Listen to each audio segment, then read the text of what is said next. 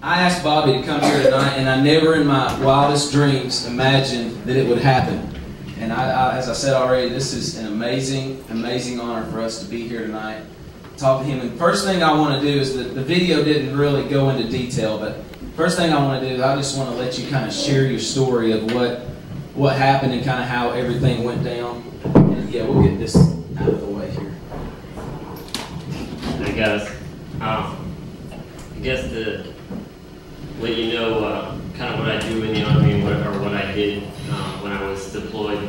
I went to college at the University of Georgia, did the ROTC thing there, and then came in, went to training down at Fort Benning, did airborne school, Ranger school, and was a platoon leader. And what that is your first job in the Army as an officer is you're in charge of somewhere between 30 and 45 guys. So I was in charge of a group of guys every day, planned all our missions and that type of thing. We were fighting in the area where the Taliban was actually founded in Afghanistan. So there's quite a lot of resentment there. It wasn't in towns or cities, it was in open fields, like grain fields and stuff like that. Basically, there was bad weather. The air status was red, meaning they couldn't fly, so there was no medevac available, so we had to push back our mission until later in the day. And what that did was it overlapped with the ambush time where we were looking for weapons caches, and while we were out, heard the first round go off, and immediately afterwards my head cracked back. I thought I was going to lose consciousness. I told my radio operator to call in a medevac, which is a medical evacuation request. He asked if I wanted the birds to come there or the trucks. I told him the trucks because they usually have RPGs and rockets and stuff like that. So we fought the fight. I got the support by fire guys who were still in position to open up. I knew exactly where it was coming from. It was a rooftop about 400 meters out. I mean, it was a shot. There's no doubt about it. He probably had a sniper rifle. We forced him out that day, and I was able to get medevac, which was a pretty funny process the whole time they were carrying me on the litter, and I was mostly mobile. They had me give all my gear and stuff to a kid who might have weighed above 30, and he was running behind me with like an extra 60 pounds of stuff while I to the truck, and I thought we were going to medevac in both of us, but he turned out to be all right. And that's basically how it goes. From there, was in the truck. The doc kept sticking me with morphine for the pain, which was quite uncomfortable. If you've ever, I doubt you've been shot, but if you ever do, it's rather unpleasant. And I told him if he stuck me again, I'd stick it in him. And went from there. And when we got there, I was unloosening the straps to the harness they carried me out in. He asked me why. I told him I was walking in. I thought I was going to die in Afghanistan, so I figured I'd go out as much of a champ as I could. Turned out I walked in, and from there they moved me to Kandahar by bird, and then there they pulled a bullet, sent me to Germany, where my dad is career military, did 30 years. A guy who used to work for him had been promoted to a brigade commander, which is thousands of dudes. Came out there and held the bird because I was the only priority patient coming back. They held the bird for a couple hours and they got me back to the States, where they cut open the front of my head and continued to drain everything. So, and then at the same time, they told my parents my status, that I had been shot in the head. They didn't have any results for quite a few hours on how I was doing.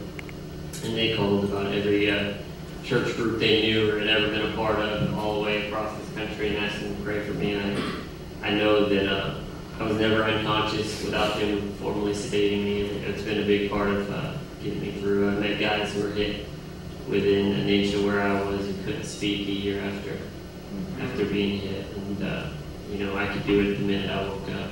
So it's just been good luck so far.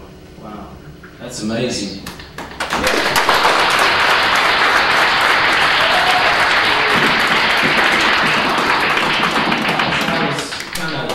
After I saw Bobby, I was wanting to learn more about him. I watched all the YouTube videos, and there's just a couple on there, but there's a lot of news programs that I looked up some newspapers and news articles and things like that. And there were quite a few things on there. One of them was calling him the Man of Steel, and I see why. If you can take a bullet to the head, then I think you definitely deserve to be called a Man of Steel. But is it true what I read? They said that you basically bandaged your own wound and got yourself to the truck, and how did all that play out? Yeah, basically, when you patrol in certain size elements. We didn't patrol with anything less than half of the platoon.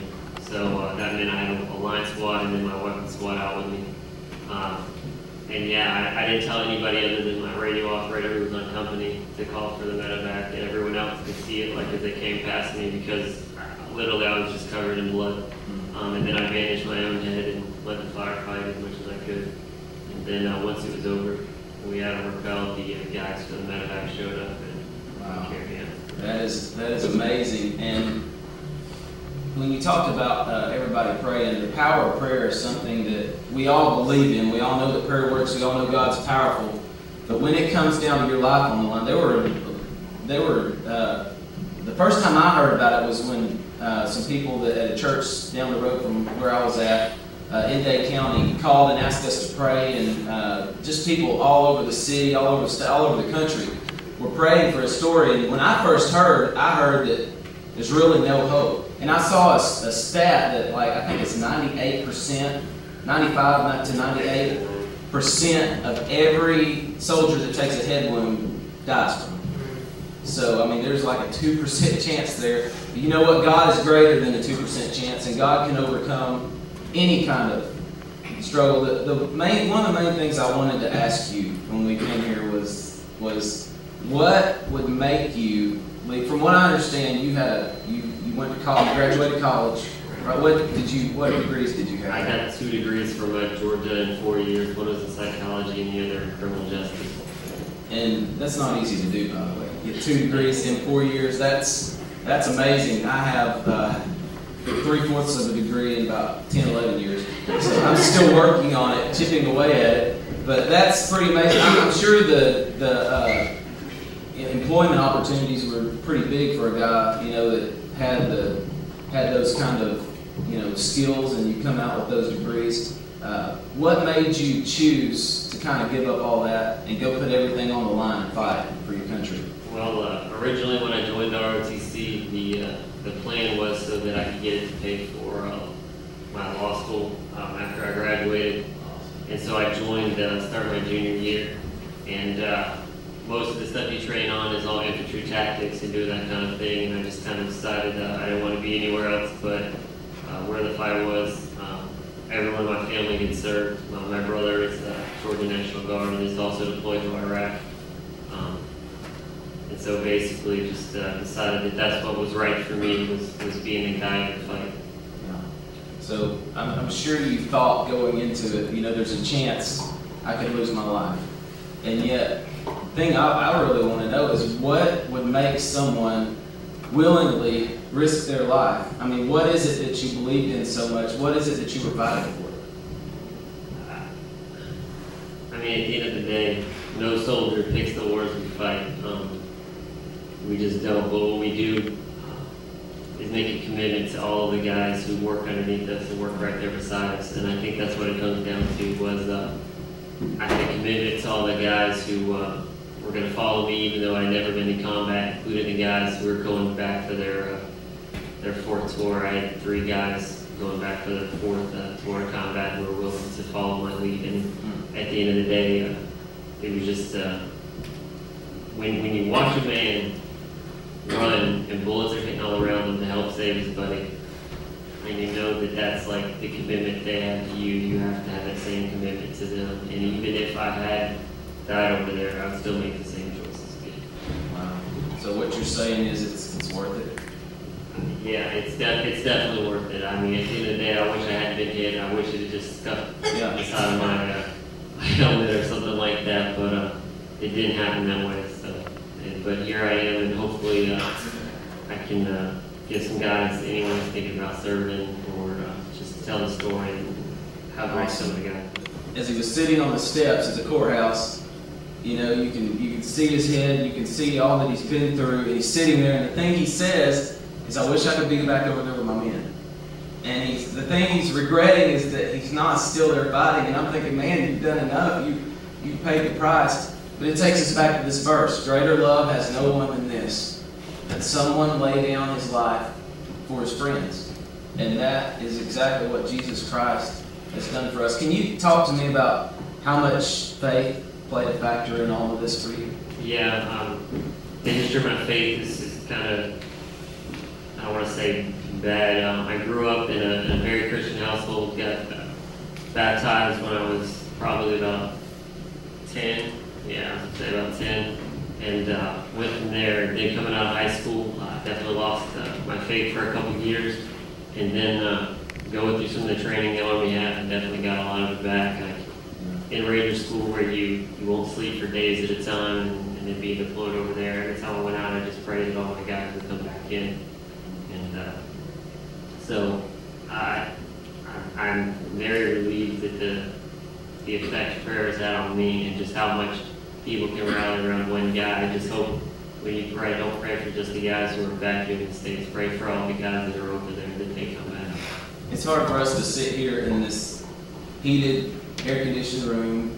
We just ate a huge meal, and we've got the lights, we've got the music, we've got friends, and we're getting ready to go home to a nice, comfortable bed. And it's hard to think of people over in the desert that are just like us, guys that grew up right around here, going to schools, and they're out there fighting and paying that ultimate price. And I just don't think that we can say thank you enough for really what you've done. And I think it all comes back to the love, the fact that someone loves someone else enough to put their life on the line for them. And when we think of what the soldiers have done that didn't come home, I mean, there was a good chance that Bobby never would have come home. His mom never would have seen him again, and his mom is here, and it's an honor to have you here, Nadine. And I can't imagine the trauma that she went through when she heard that her son had been shot in the head.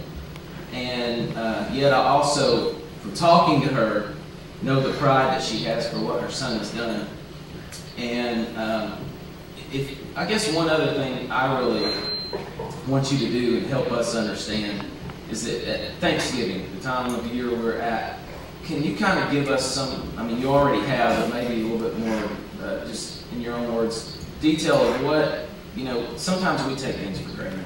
And sometimes we don't realize how good we have it, or don't realize that, they're fighting for us, that, such a sacrifice is being paid every day. And I can hear on TV, 3 people died in Afghanistan. They might be from Texas or, somewhere else, and I don't ever think about it. I mean, they're guys you are around every day. Talk to us about really being thankful. And I guess at Thanksgiving, the only thing I'm really thankful for is none of my guys have been hurt.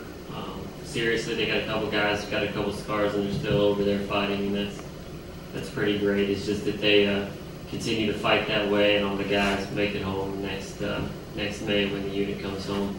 That's the biggest thing to me is if I could go back and be over there with them, I'd have just had them put my skull back in as soon as they could and ship me back over there. But they don't do that for 6 months and everything else. So just any of you who know anybody, or if you don't, then just be thankful for the soldiers over there, and hopefully they're getting a warm meal. Because I know on the 4th of July, we worked for hours and hours and hours in the desert, just putting up sandbags and stuff like that to reinforce our outpost. So just hope that most of the guys over there are getting a decent day.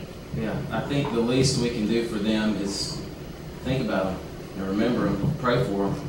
And it's the same way as we do with Christ. He gave his life for us, and we go through our day so many times not even thinking about him, not even realizing that he died.